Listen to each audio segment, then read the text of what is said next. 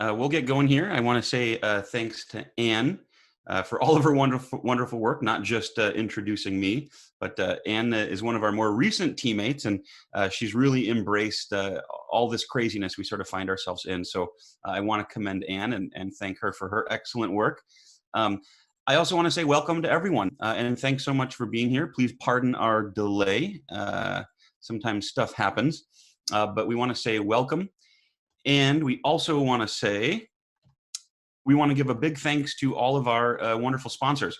So I want to say thanks to Bell Bank, to North Star MLS, to RCU, Royal Credit Union, as well as Supra. I don't know if I've told a quick story before, but just indulge me for 30 seconds. Twice a year, we have NAR conferences where we go to DC or some other city that kind of rotates. And it's for MLSs and associations and agents and brokers and appraisers, and there's lenders and a lot of folks there. And I just want to say John Mosey is the executive director of North Star, and he has a line of people wanting to talk to him and ask questions. How did you deal with this? How did you do this acquisition, this merger? What do you think about this or that technology? So I'm not just saying this. North Star is one of the most progressive, forward-thinking, innovative MLSs in the whole country, perhaps in the continent. And so, we should all be really feel really blessed and really grateful for what we have with North Star. All right, don't mean to talk them up too much. So here we are, update on the Twin Cities residential market activity. We are trying to monitor and assess the impact of COVID. Obviously, not all the changes we see are the result of COVID. Sometimes maybe a pullback we see in the more affordable end could be because it's just a thin market and it's hard to find good product to write offers on. So as much as we try to measure this impact of COVID, obviously some of our data is going to be showing all sorts of other dynamics. So just a word of caution there. So the most important part is that this finds you and your loved ones safe, healthy, and well, and hopefully not going too insane or stir crazy. I want to also give a shout out to our MAR COVID resource page. If you just go to our website, mplsrealtor.com, you'll see a more info section that'll get you right to our COVID page. A tremendous number of resources, including our business operations, guidance on best practices from the CDC, everything from our education world, my world with our market updates, my colleague Eric Myers, his world with the government, state, local, regional, national responses to this crisis, and a whole lot of other wonderful things. So here you are at one of our weekly webinars. I've said it before and I'll say it again. Most of you know how I feel about this and how strongly I feel, but data is knowledge, folks. Data is power, and knowledge is power, and therefore data is power. So, some say we're living in a post-fact era, and I feel really strongly about pushing back on that by providing facts, by providing data, hard objective facts. Opinions are well and good, interpretations are well and good.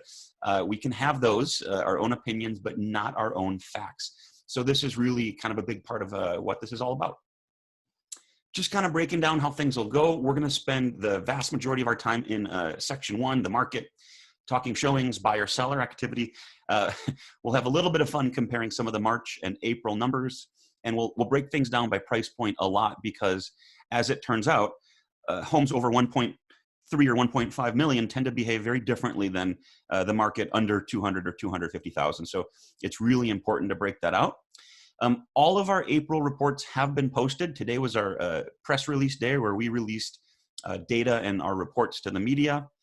So, we don't like to jump the gun, just to kind of uplift and keep our release kind of front and center with the media. And so we're hoping for some good pickups this time around. Time permitting, we'll talk a little bit about the economy and our recovery. So everything still depends on 3 things. I just want to recap those. I think this is a good way if you're talking with buyers or sellers. So what's happening? Well, it depends, right, on the length of the pandemic. So how long does it take us to get the health situation under control, whether testing and tracing and vaccines and all of it. Also, the impact of unprecedented levels of relief and stimulus. And then lastly, sort of the consumer response, how all this drives consumer spending and consumer behavior moving forward. So just kind of an interesting way of thinking about this, sort of a tug of war. On the one side, we have the virus, right? COVID-19. On the other side, we have our policymakers, in Congress and elsewhere. We have the Federal Reserve. This is Chair Jerome Powell doing, again, unprecedented levels of relief and quantitative easing and whatnot.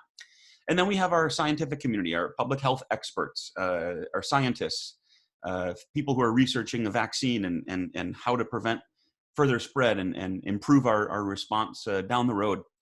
So I kind of think of this as a tug of war between these, I guess, four parties. Well, this is really all of us on this side together, and it's really kind of against the virus on the other side. All right, so things move and change fast. I like to joke about this. If I had told you that a bottle of Purell would be worth more than a barrel of oil, even in January or February of this year, you probably would have told me I'm crazy. But here we are. Just keeping things light before we dive in. 2020, written by Mr. Stephen King and directed by Quentin Tarantino. One of my favorite series, Back to the Future. Marty, I just came back from 2040 and people still have unused TP from 2020. So brace yourselves, data analysis is coming. Not winter, but data analysis. All right, let's start with the market. So here we go, we're kind of getting into the meat of it. This one shows our daily showing activity using that rolling weekly average. So every point along this curve is actually a week of data, but it's sort of this week, then it's that week, then it's that week. So it's sort of this rolling week, and we don't have these ups and downs, because maybe there's more showings on Saturday and Sunday. So we don't want to show all that volatility. We want to show a more meaningful, think of it as a macro trend or an overall trend. This is sort of a local or a micro change. And by the way, this was Easter and Passover and perhaps preparations for Ramadan. And then here, of course, we have a little bit of a pullback or a quieting down because of Mother's Day. So another shout out to all the wonderful moms out there. This was also a cold weekend, that Mother's Day weekend. So, we can see a little bit of a dip, but we've gotten back on track. In addition to all those things that are noteworthy, I think the big takeaway is we're above our previous highs for the year, folks. So showing activity is at an all-time high. This is good news in and of itself. It's also good news because before a closed sale, we have a pending sale, which is a signed contract. Before a pending sale, we typically have a showing. Before a showing, we typically have a pre-approval letter and that sort of thing. So we're trying to get earlier and earlier in the process to do a better job of forecasting what might happen down the line. The fact that showings are sort of back, at a record, I shouldn't say record high, at a new high for the year. I suppose it is a record high for the year. I would expect signed contracts to follow. That doesn't mean that we'll necessarily make up for everything we've lost. I think a lot of that depends on the pent-up demand and the other three factors that we just discussed. So again, I mentioned I'm not sure we'll make up all of these losses, but we have gotten pretty close to being back on track. Here we can kind of see the trend here. Again, the macro trend. We were pretty far away from that trend here, and now we're not so far away from that trend. We're not back to it, but we're not so far away.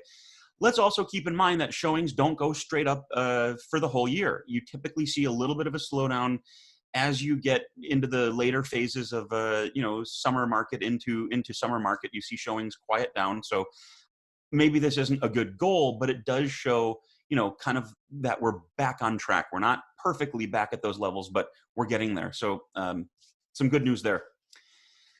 You know what? Maybe I'll skip some of these. We have seen this acceleration in showings for lots of different reasons, but I want to jump to some more interesting bits for us today. Some of you have heard me talk about the affordable end versus the middle market versus the luxury end. I'll do just a quick recap. So on the affordable end, let's just remember a lot of those buyers, many of whom are first-time buyers, millennials, a lot of those folks are working, or I should say were working leisure, hospitality, restaurant, retail, folks who are looking at under 200 or under 250K. some of them could be lower income folks, relatively, maybe below the median income for our region. And that's great. We want those folks to be able to buy product on the market. It's hard to list that kind of product on the market that folks can afford across the spectrum. But just think about the job losses in these industries, and might that be affecting buyers in this segment? I can say for sure that it is, but it's hard to say by exactly how much. Let's skip over to our friends in the luxury world. There's a wealth effect here where luxury buyers are more affected by swings in equity markets and stock markets, with the Dow and the S&P 500. Markets have been performing pretty well. We'll see if that continues or if that changes. But again, any shock to a stock portfolio can really affect the wealth of some of these luxury buyers, especially high net worth individuals. Here again, you guys, just like we need to have affordable entry-level product for first-time buyers, we also need to have a functioning luxury market, which I think we do. There's some evidence it's oversupplied, but I just want to reinforce the point. It's really important for a housing market to have a spectrum, a continuum of opportunities for everybody across the spectrum. Also, you don't want these folks competing with these folks for product, because these folks will make all cash offers and outcompete a lot of these folks. So it's important to have a functioning segment, a functioning luxury segment, I should say. So there's this perception of wealth effect. I feel less wealthy if I had, say, if I had $3 million in the stock market. Don't we all wish? And then the market was down 30%. Well, my 3 million net worth is now a 2 million net worth. I literally lost $1 million. Maybe I wanted to buy an $800,000, $1 million home in cash. This changes that dynamic, and this changes spending behavior, confidence in those segments. Okay, let's pivot to the middle market. So maybe just boring, average, salaried professionals who are able to work from home, some of whom have growing families or are forging new households. And so that's kind of, we believe that's kind of keeping some of this middle market, some of our middle ranges sort of afloat. So like we talked about, guys, look at where the job losses were, right? Leisure and hospitality. So just think of maybe younger people who might be thinking about being a homeowner, and we're working in this segment. Well, some of those guys are feeling some pain. I still get questions on this sometimes. How could it be that we lost healthcare jobs in the middle of a health pandemic? And the answer is elective procedures. There are not any elective procedures going on. So there were some changes to the workforce there. Let's also just talk briefly education levels. Unfortunately, and it really is unfortunate, a lot of the job losses were almost entirely, I should say, most of the job losses were for our fellow citizens with a high school degree or less. So you can see this blue trend line, high school degree, high school GED equivalent, that's where most of the job losses were. So associates or some college, bachelor's or master's or PhD, we don't see the losses hit these two segments nearly as much, if at all, like we see, unfortunately, this segment being pretty hard hit, pretty impacted. So just a word, as we're talking luxury and entry level and all that stuff, I just want to bring our attention to first-time home buyers as a share of the overall market. Maybe our average is 38 or 40%. You guys can see we hit 50% when home prices went on sale in 2009 and 2010. As prices have risen, the share of first-time buyers has fallen a little bit. So just about 1 in 3 buyers, and this is national, 1 in 3 buyers are first-time buyers versus 4 in 10, or I guess 1 out of 2 here. But you can see that was kind of a short-lived anomaly, if you will. As they've had to wait a little bit longer, it turns out they're getting a little bit older. So as a median, this tells us half of first-time buyers were over 33 years old. The other half of first-time buyers were under 33 years old. Can't remember if I made this joke last time, but I'll say it again anyway. It turns out most people age roughly 12 months each year. Me, I think I get 18 months older every year. Anyway. So I kind of plotted these together. We can sort of see an inverse relationship here. So here we are, right? Millennials living through their second once in a generation or once in a lifetime economic collapse. And they're giving each other elbow bumps. They finally stopped eating avocado toast, going out for it. So can they all magically afford a home? All this kind of makes me think, it makes me have a theory. Might the middle be performing the best? If we see weakness in the luxury end and we see some weakness at the affordable end, could that mean that our sort of regular, boring, 300 to 450 kind of segments are performing the best? Maybe I shouldn't have said boring. Our middle market, maybe the upper level of the first-time buyer or the lower mid-level of that move-up buyer. There's a lot of new construction product in Lakeville, Blaine, Woodbury that are, $350,000, $400,000 homes. So we see a lot of that. So let's just review some history, if you'll indulge me on this. I know we're going back, roughly 6 weeks here, maybe 7. So forgive me for going into history, but I really want to show you guys how this has changed and how we've been tracking it. So week ending March 30th, so that last week of March versus the prior week, you can notice we saw pretty significant declines across the price spectrum, right? We saw the most notable declines in our luxury segments, 800,000, 800,000 and up.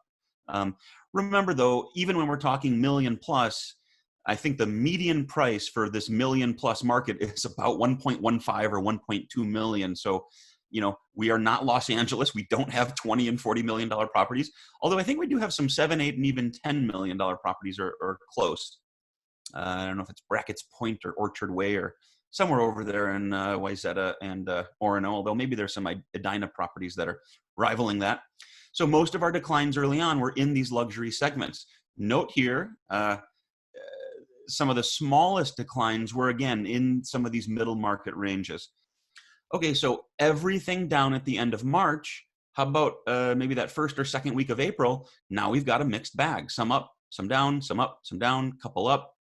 So this was a transition period. And then the next week, the week ended 4/19, so roughly that third week of April, here we see pretty significant, pretty robust gains across the board, 50%, 60%, yes, a nearly 100% increase. Remember, this is a pretty small sample size here. So if you go from, say, 100 showings to 200 showings, yes, it's a 100% increase, but it's only from 100 extra showings. When you think about some of these markets, there's thousands of showings. I think there's 1,000 showings or so. So a 50% increase is pretty notable there. So just kind of keep that in mind. Let's fast forward a little bit further. Here's that week ended 4/26. Again, most up, but note, we are not doing these kinds of percentages, right? 50, 30, 50, 60, 80%. We're much more like 9, 12, 15, 8, 4, 2 1/3. Again, here's our friends in million plus, sometimes doing wonky things in that segment.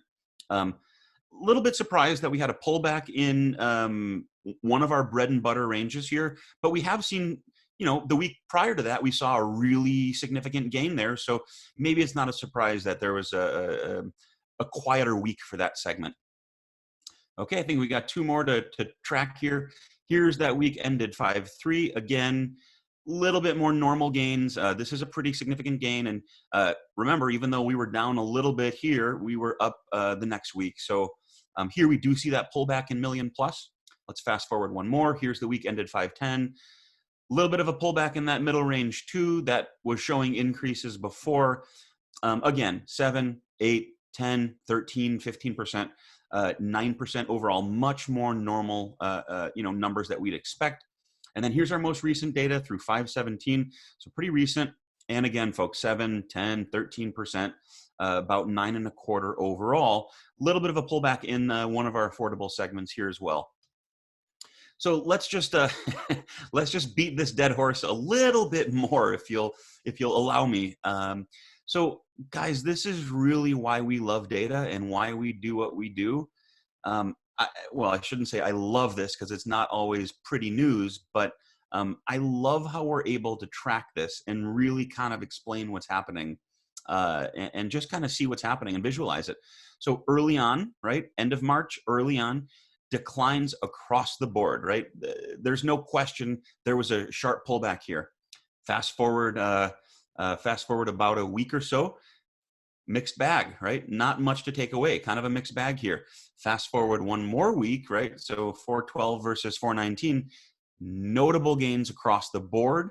And then fast forward to our most recent numbers for the week ended 5/17, much more normal. So everything down, some up, some down, everything up, and most up, but at more normal or historically consistent or maybe more average levels, if you will. Okay. Let's just talk showings. I've got a quick anecdote I want to share with you all. So we have heard some of our builder friends and partners say that although showing traffic is down, it really seems to be a higher quality buyer, higher quality traffic, and much more motivated people. So true qualified buyers are still there, but maybe some of the looky loons or the fringe buyers or the less serious buyers have moved on. People who were kind of expecting to write lowball offers, a lot of those folks have moved on. Okay, so just a couple more here, looking at showing change week to week. I won't show all of this, but you guys can really see where our huge gains came that week 419, a little more normal for 426. Again, some pretty significant gains for the week ended 5-3. Here's our middle market theory. We see pretty robust gains in these middle market ranges. So 250 up to 400, right? Our median sales price in the metro, guys, for April, I think was exactly 305,000. So this is sort of our midpoint. I guess it's technically here, but it's sort of between those ranges. Okay, so here's our most recent data, 517. See growth in our most affordable range, a little bit of a pullback in that next range, and pretty nice gains in our middle market bread and butter ranges. So that was the number, but what about the share? I just like to show you guys, this is a way of saying roughly 1 in 4 showings in the market were under 200,000. Roughly 1 in 5 showings were between $250,000 up to 300K, and a little bit less than 1 in 100 showings were on properties priced at or above $1 million. Middle market theory still in play here. So 510, we can kind of see some of the changes through 517. We do see some gains in million plus in our other luxury segments. A little bit of a pullback here and here, but gains again in our middle market ranges. So just a brief note, you guys, on the life cycle of a listing. We already kind of talked about this briefly, but I want to kind of help you visualize this and think through it. So life cycle of a listing. First, it's new, then it's active, right? Then a buyer has a pre-approval letter and then goes to a showing. Hopefully then they write an offer on a home and it becomes a pending sale or a signed purchase agreement. And then eventually, finally, hopefully, and 97% of the time, I guess before this year, these pendings will end up closing. Let's dive into these new listings. We are here. New listings, weekly numbers. This is straight from our weekly market activity report. You guys will see that in our weekly newsletter on Monday, Trey, Today's Real Estate. You'll also find it right on our website, mplsrealtor.com. Go to our market data section. Pretty interesting movement here, guys. You can see the pullback early March. You can see the declines. Looks like we kind of bottomed out maybe early to mid-April. And we have seen some nice gains. We've seen, I guess, technically 1, 2, 3, 4 consecutive weeks of gains. You'll also note we're a little bit below this line versus earlier this year. We were a little bit ahead. So we have not quite closed that gap, but we are starting to. You can see 2019 activity as well, seller activity last year. I know I pointed this out a bunch, but I'll say it again. 2019 was sort of suppressed back here because of weather. We had a late snow, a lot of heavy, wet, late snows last year, and then we had a really fast melt that, frankly, flooded some basements and kept some sellers off the market. So we saw a little bit of a slowdown there. Let us shift gears over to the demand side of our equation, talk about pending sales and signed contracts, accepted offers. Current year in blue, 2019 in gray still. So take a look at this, guys. Again, that pullback in mid-March seems to have bottomed out or reached a turning point mid-April. So you can't make this up. It's almost 30 days. It's almost 1 month to the day from when we started to see these declines to when we started to see a little bit of a turnaround, a little bit of a recovery. So here again, I guess this was maybe flat or down. So we've seen 1, 2, 3 consecutive months of growth in accepted purchase agreements here. Again, closing the gap a little bit compared to where we were, but I think we can do better. And by the way, showing activity would lead us to believe, would suggest that we're going to do better and continue growth here on the buyer side. But take a look at this, guys. A little bit ahead of this 1,200 mark. Pending sales are at an all-time high for this year, for the week, not necessarily for the month of April or May, but for this most recent week. We have not seen more signed contracts this whole year, other than this most recent week. This week ended May 9. So some encouraging news. So this is well and good, you guys. This compares current year 2020 to 2019. But like I said, because 2019 was sort of wonky for a couple different reasons. Also, don't forget, early 2019 rates were high. Rates touched 4.9%, almost 5% in late 2018. They came down in early 2019. So that could have changed the picture, the dynamics a little bit for buyers. Here are 2 of my favorites. And they're my favorites because, well, they're just awesome. They're my favorites because they really put this year, 2020, in context with the last 3 years. So 17, 18, and 19. Again, here we see, guys, look at 19. 19 was low there because of some of those weather impacts. So, while we love this report and love this chart, sometimes 2019 alone just isn't good enough. So, we were pretty much in line with our 17 and 18 trend. There was actually, I guess, a period where we were the highest of all of these 4 years. We can see the pullback again. We've had a little bit of recovery. I have noticed a little bit of a slowdown here on the seller side.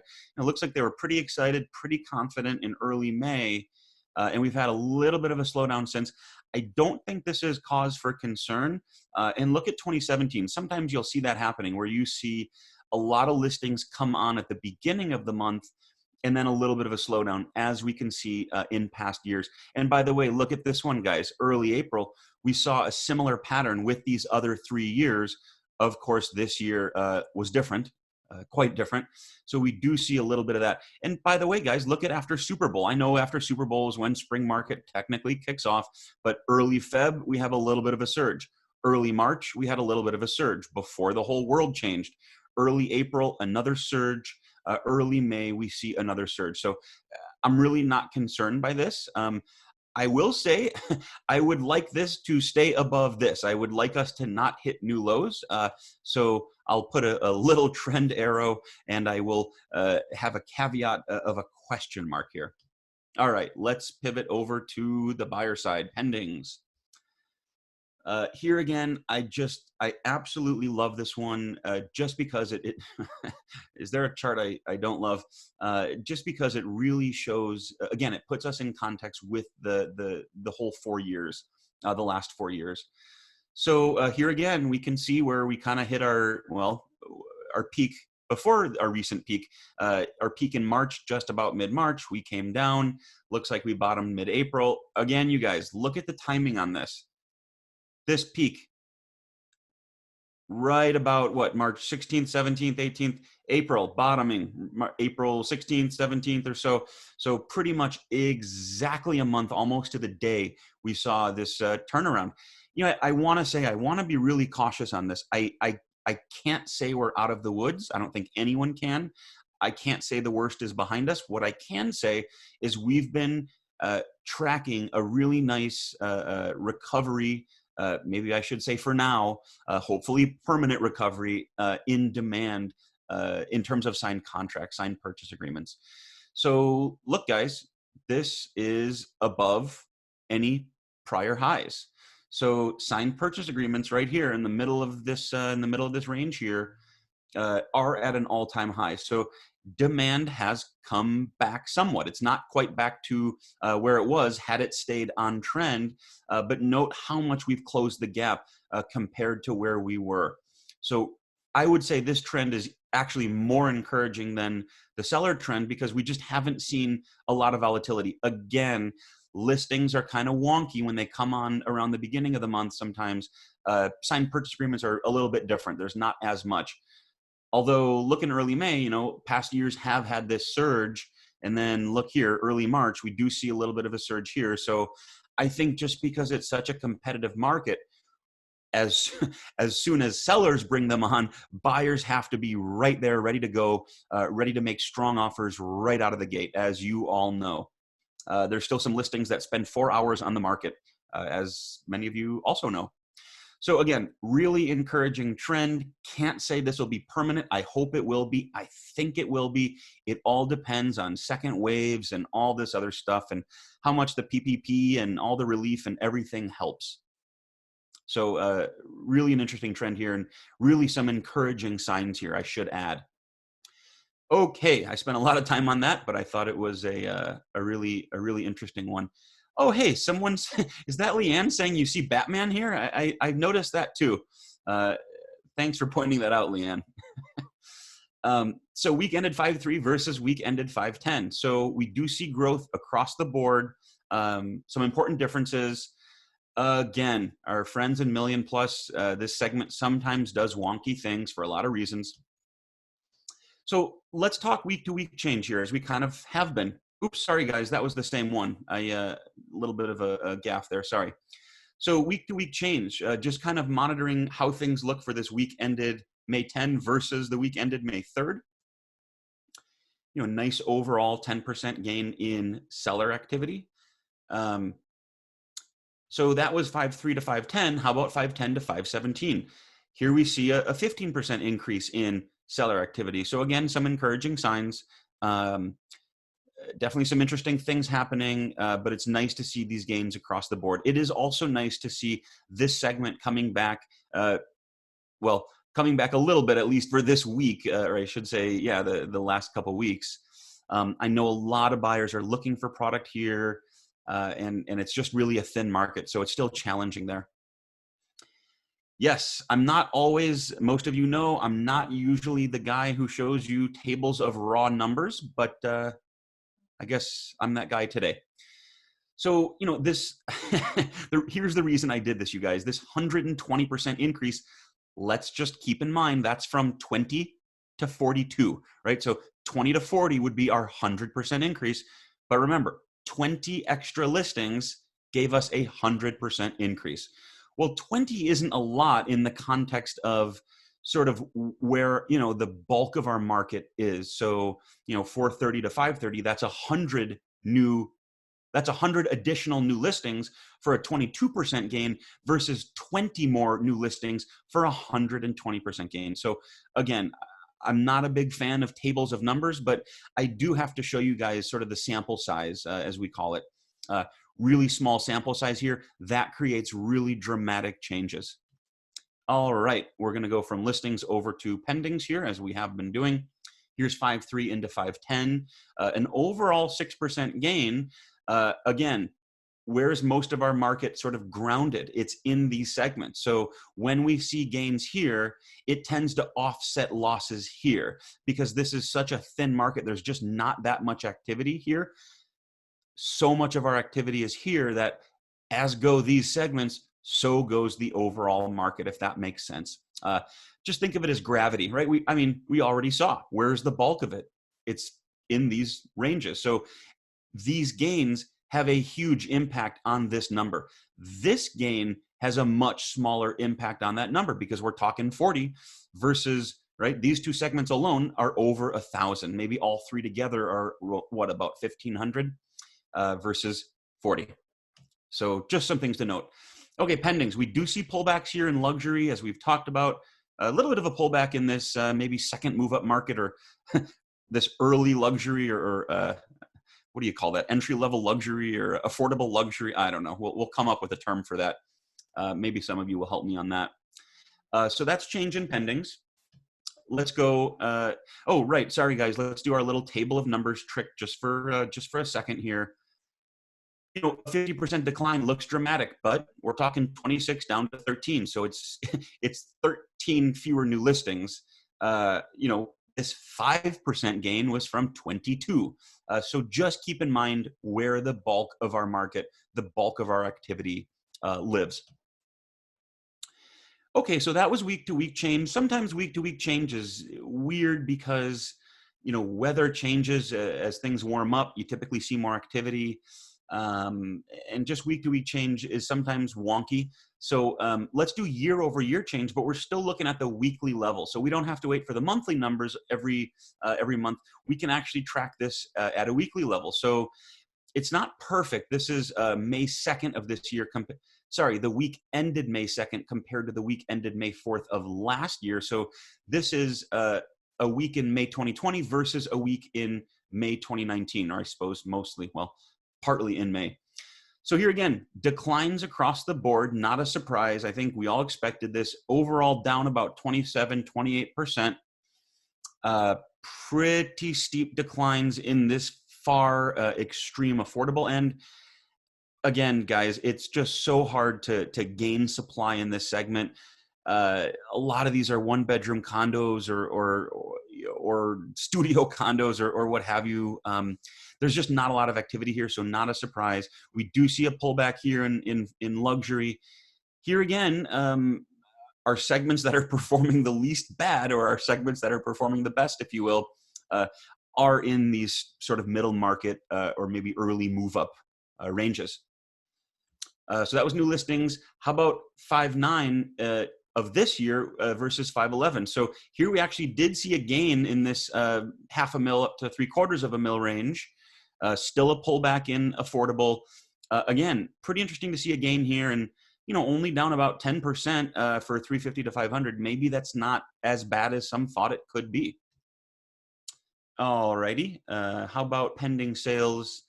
So over on the demand side, pending sales for week ended May 2nd of this year versus week ended May 4th of last year. Interesting gain here in 750 up to $1 million. But here again, we do see that trend again, maybe with an anomaly or what you might think of as an outlier here. Down 3.5% on signed contracts for homes between 350 and 500. I don't think that's a big decline.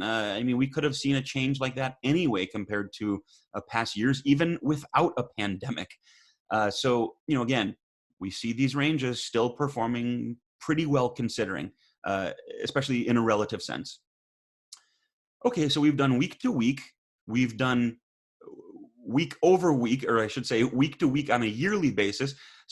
We've done week to week this year. We've done week over week compared to last year. Now let's do year over year monthly. So lots of different ways to measure, you guys, lots of different measuring sticks. Okay, new listings for March. Let's take a look at this. And I have updated these numbers to reflect the latest status changes. So some of these you'll note will be just a tad different than last week because, again, we've gotten some more status changes that move the needle on these a little bit. Here we have our largest gain, not surprisingly, exactly where our median price is around, I suppose in March, I think it was about 290, 297. Now in April, I think we're about 305. So yeah, this was our middle range. That's where you see a lot of the gains on the seller side.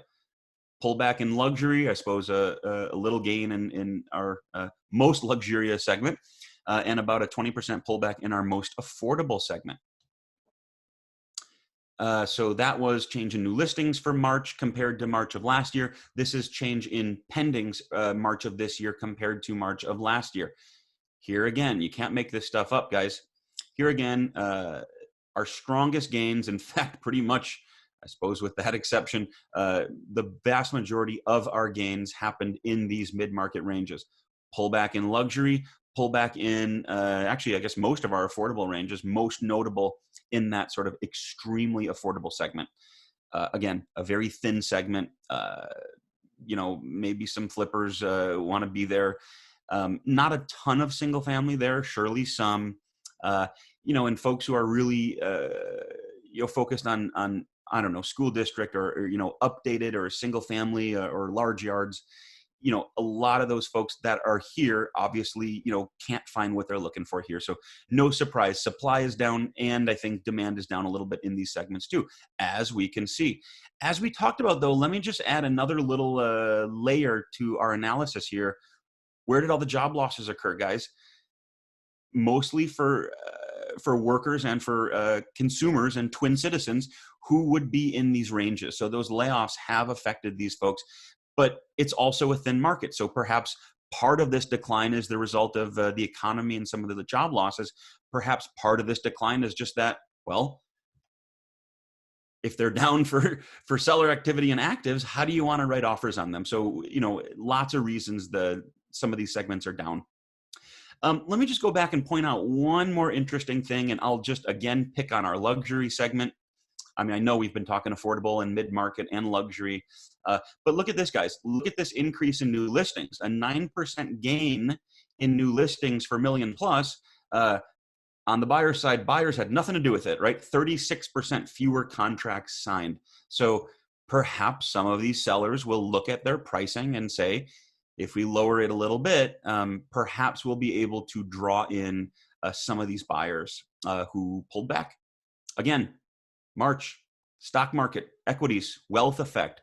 A lot of these buyers weren't feeling so confident in March or in April.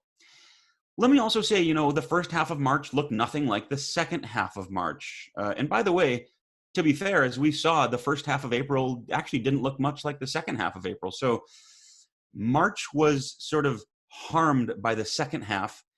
April was sort of harmed by the first half. In other words, March was helped along by the first half before this kind of happened. And April was sort of helped along by the second half as buyer and seller activity sort of recovered and people got back to the business of transacting real property. So pending sales, we've sort of been looking at this pullback, an increase in seller activity versus a pullback in buyer activity. That might mean we could expect some weakness there. And as it is, we have some oversupply issues. I think this segment still has about 10 months of supply versus, 1 or 2 months or 3 months in some of these other ranges. So as we saw, guys, it was a normal distribution, but I don't want that to scare you. It's not a paranormal distribution. All right, you got to have some jokes. Thanks for indulging me. Little bit of a warning here. Viewer discretion is advised. We are going to show some April numbers, and as you expect, and we expected, some of them are ugly. I'll just be, I won't sugarcoat it for you guys. So April 2020 compared to April of 2019. Let's look at the change in seller activity by price point. I am noticing a pattern here, folks. Pretty sharp pullbacks in our 3 most affordable segments, right? Anywhere from 40 to 45% declines in seller activity. We also have, I guess, our second largest decline was in our far luxury end, down 44% on the seller side for million plus. Guys, homes that are, I don't know, 360 grand, 375, maybe 4.25, only a 7.33% pullback in seller activity. So it's really not a huge change, especially considering we had some segments down over 40%, and overall we were down about 21, 22%. Well, no wonder we were down between, notice guys, 21.7, really close to right in the middle of 19.7 and 22.7. In fact, it is pretty much perfectly in the middle. Well, close, maybe it would be 21.3 or so. So again, our median price is sort of right between these two segments. That's where our bulk is. So as these two segments go, so goes the overall market. And we can really see that, that dynamic at play here. Gosh, I just love when the data works out, don't you? Middle market ranges, you can't make it up. Let's again just take a look at a quick table. Sorry, I know I don't like tables either. Let's just look at this real quick. Again, guys, 45% pullback here on the extreme affordable end. We're talking 140 down to about 75. So not a huge change on a numbers basis, but a big change on a percentage basis. Let's look again, guys. 1,500, 2,300, 1,600. The vast majority of our activity still happens in these segments. So only a 7% pullback in our in our second most popular segment, 350 up to 500,000. Only about a 7% pullback. So just kind of keep in mind, I know this looks extreme and this looks extreme, and it's tempting to kind of get down on yourself and gloomy and pessimistic, but I want to show you these are not large numbers. Even though they're big declines, they're really not a big share of our market. This is where the big share of our market is, obviously. All right, so we were looking at new listings. Let's now look at pendings. Again, April of this year versus April of last year. I don't know that I even have to explain this again. We see declines on the affordable end. We also see declines in some of our luxury segments. Interesting thing happening with $750,000 up to $1 million. Our smallest declines, shockingly, right? Surprise, surprise, we're in our sort of middle market bread and butter ranges. I'm starting to think my theory is not just a theory. I think my theory is quickly becoming factual, if I might say so myself.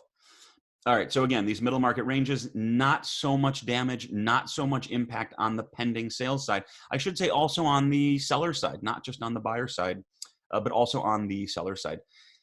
This one's interesting, right? Let's take a look. 750, 88 signed contracts last April, 88 signed contracts this April, a 0% change. Pretty interesting there. Again, not big numbers here, although a big change. Not big numbers here, although a big change. I mean, we're talking about 11, right? 11 fewer contracts, but that was a 17% decline. Once again, folks, bulk of our market right here. So let me pivot here. Let me take just a second. I really do want to show you guys. I like weaving a little bit of a demo and sort of a refresher on some of the tools that we have. So I know I'm giving you guys some fish and some charts and some useful content and resources, but we also want to teach you guys how to fish on your own. As much as I wish I could be there with every one of your listing presentations or showings or buyer open houses, sadly that's not a reality for me as much as I wish it were. Okay, so monthly indicators, you guys will notice finally, yay, we've got April up, right? So you will see a lot of the changes that we've just been talking about. There's our 23% pullback in new listings. There's our 20% pullback in signed contracts. Do note this one. This is a pretty interesting one, and I know this will confuse some people. How on God's green earth is it possible we had a gain in closings when we had a 20% decline in pendings? Easy. Most of the closings that happen in April, right, are for contracts signed or entered into in February, March, probably the first half of March, but also some of the second half of March, because there was still activity. There was a pullback in activity, but there was still activity.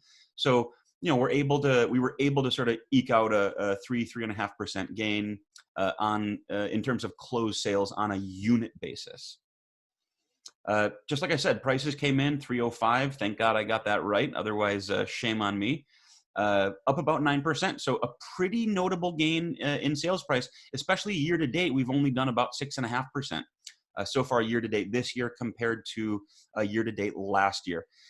This is broad, you guys. This is the whole Twin Cities metro. So I, of course, encourage you to go into the neighborhood, the city, the zip code where your buyer or seller is, the area that matters to them. But let me just say 99.9% of original list price, not current list price after a price reduction, but original. This is a really high number. This is still very much a positive.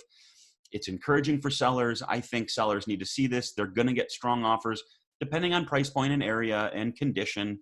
And updates and everything. But overall, a really strong number here. So this is still encouraging. Still a extraordinarily tight market with under 2 months of supply. We are clearly still in a seller's market, especially as we see buyer activity recovering a little bit more quickly than seller activity. So I won't go into every single one. You guys can really kind of see the change in April. Buyer and seller side, closed sales, and just kind of putting the trend, the overall trend in context. Here's days on market. You know what? Let me just pause on this one. Another really interesting data point and perhaps a surprise. Well, looky here, homes sold 17.5% faster after we've seen 7, 3. Actually here, homes took longer to sell this January, 67 versus 65 days. So pretty interesting here. What could be driving this, you guys? Well, we had an anecdote about this, didn't we? It's a higher quality showing traffic. It's a more motivated, more committed buyer. So we're finding that, agents don't have to sift through, all these showings and sift through all these offers and read through all these offers. Things are happening faster out there, which I think is pretty fascinating. And again, with a pullback in activity, you might expect that homes would take longer to sell, more days on market until the sale. You would be wrong. So let's go back, guys. I know this is where you spend most of your time, and speaking of time, I want to be respectful. I'll just do a couple more minutes here. So here we are in Fast Stats. I've clicked on local market updates. Most of you know about this, but I want to do a refresher. I'll click on Hennepin County. Let's see, what should we pick on today? I thought I saw Kath on the line, and Kath showed me a nice home in Golden Valley one time, I think on Sweeney Lake or something like that. So I'll pick on Golden Valley here. Right away we can see prices in Golden Valley are different than they are for the metro as a whole. We did not see quite as large a pullback in seller activity, only 5% in this area versus, 22% overall. So sometimes it is useful to sort of benchmark local market activity with overall market-wide activity. So just another kind of trick for you guys. Here, sellers are only getting 99.1% versus 99.9%. So a lot of just wonderful, wonderful data. Maybe let's pick on Edina. That's where our office is. Again, getting close to 500,000 on the average measure, which is actually down a little bit. Last April, it was over 500,000 in Edina. And because this price point is so much higher, you'll see days on market is higher, 70 days versus what were we overall? 70 versus 47 days. So again, some important differences there. Because of this price point here, you'll see sellers are only yielding about 97.25%. I shouldn't say only, that's actually pretty good historically, especially this year. They've been doing about 96.5. So not such a bad number and not as competitive of a market with 3 months of supply. So as you guys can see, you can do this with any city in any county. I know there's a lot of new construction activity, Rosemount, Apple Valley, Farmington. So I know that's a popular area. I think I saw Leanne on there. I know Leanne is on council in Farmington and lives down there. So interesting data down there. Scott County, Savage, and Shakopee, really quickly growing communities. Again, great data over there, depending on where your buyers are. And maybe just before we close, let's see how quickly I can do this. Maybe I'll just do a really, really quick InfoSparks little demo here. Let's see how fast I can be. Yes, I promise I will read all that later. I swear, and you guys do the same. Let me just hop into InfoSparks for a quick refresher. Okay, let's go to our max. So here we are, folks. By default, Twin Cities region. You know what? First thing I'm going to do, I'm going to go from 12 months to monthly. Just to kind of show you guys, to demonstrate, there's our 305,000, right? There's our number. It's the same data. Median sales price in our PDF report versus median sales price in our interactive InfoSparks tool. Same data, just different ways of viewing it. Remember also, InfoSparks lets you do things that you cannot do in the monthly report, and I should say in our PDF report, because it's static. I don't have any options here. Here, I've got a ton of options. Isn't that just terrific? So let's look at property types, guys. Let's do a quick little breakout. I'm going to shut down all, and let me shut down our blended townhouse condo category. So now we've got single family, condo, and townhome. Maybe the trend line's a little confusing, or it's just got a little too much going on. So let me go to the bar chart. Prices, single family, up about 7% to 3.25. Condos actually down 0.5% to about 188. That's all condos. Townhomes up about 7% as well, to about 237.5. Here's a really interesting exercise for us. Let's leave that property type. Let's leave these property types broken out, but let's put a new filter on. Let's just look at new construction. Now condos are 510,000. New condos, folks, are costing more than new single family. New single family homes about 420,000. New condos, 510,000. I got to look at the individual listing data in Matrix here. 1.8 million for new condos. Nice 70% decline heading into 2019. So pretty interesting there. But look at this trick, you guys. Let's look at closed sales. 4. There were 4 sales that made up that data. It's pretty small sample size. If a penthouse sold or a nice million plus $2 million condo sold, that can really drag up this price. So again, worth looking at some of the listing data on that. Let's look at closed sales, and, let's forget new construction. I want to go back to all just to kind of show, what's happening. And actually, let's start with pendings. I showed a little bit of this last week. 14% pullback in single family signed offers. I should say accepted offers, versus a 50% pullback in signed condo contracts. So unsurprisingly, guys, this is where we saw our pullback in contracts. I don't think I need to explain why, right? Close proximity, lots of shared spaces, door handles, common areas, offices, all that stuff. So we did see a pullback there. And let's actually check if we saw a similar pullback in new listings. Yep, it was the biggest one. So down 40% versus 19% for townhomes and about 21% for single family. So again, pretty interesting data points here. As you guys know, we can zoom right into Plymouth if we'd like. And here we can see Plymouth condos actually a little bit more affordable, 155. Yeah, I say find me one. 450 on single family. I don't know. Let's just pick on Savage real quick before I wrap up and let you guys go. Not a lot of condos in Savage, but you can get townhomes for 272.5 and single family for about 380. Once you're done here, guys, click share. 2 options. I always choose live, and you'll see why. I'll leave this on social media. Let's do share. Let me view that in a new window. You'll see my name with my goofy little chart builder icon and my contact info. This will be your contact info because you will be logged in. But a really handy tool here, guys. All right, not much with condo, so we'll shut this down. But you can send this to your buyers and sellers, right? 1 click, email, to, from, have a little note, prove to me you're not a robot. And you can really send that stuff out. There's a whole lot of options. You can do Facebook, Twitter, a whole lot of other options. So please, please, please push this data out, you guys. I know we use the word sphere a lot in this in the real estate world, but do push this out to your people.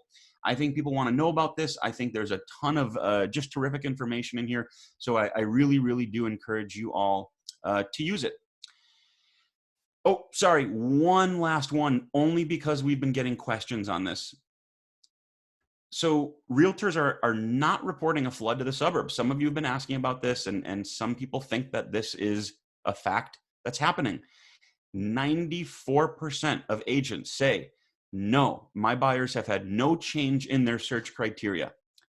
5% have said, yes, I've noticed a little bit of a trend away from city centers and downtowns to the suburbs. We just saw that with a pullback in condo pending sales.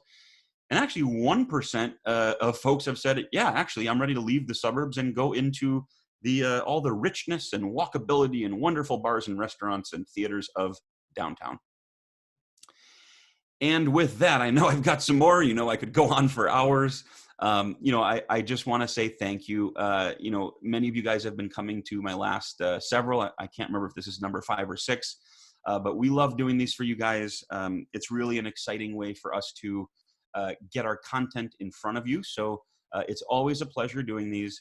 I want to say thank you for attending this week's COVID market update. I should also say thanks again to our sponsors, Bell Bank, North Star, Royal Credit Union, and Supra. I want to mention that we will have a recording of this webinar on our COVID page right on our mplsrealtor.com website. I also want to say, please join us next week at this time for all the latest updates. I know you guys are excited as I am about it. As you all know, registration is required. You'll see the link right on our homepage, mplsrealtor.com. I also want to give a plug for my colleague, Eric.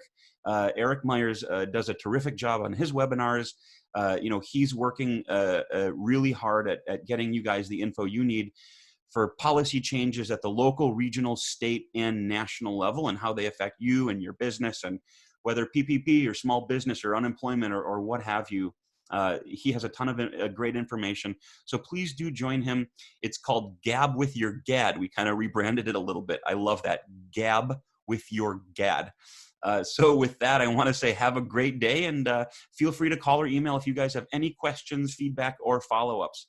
Thank you.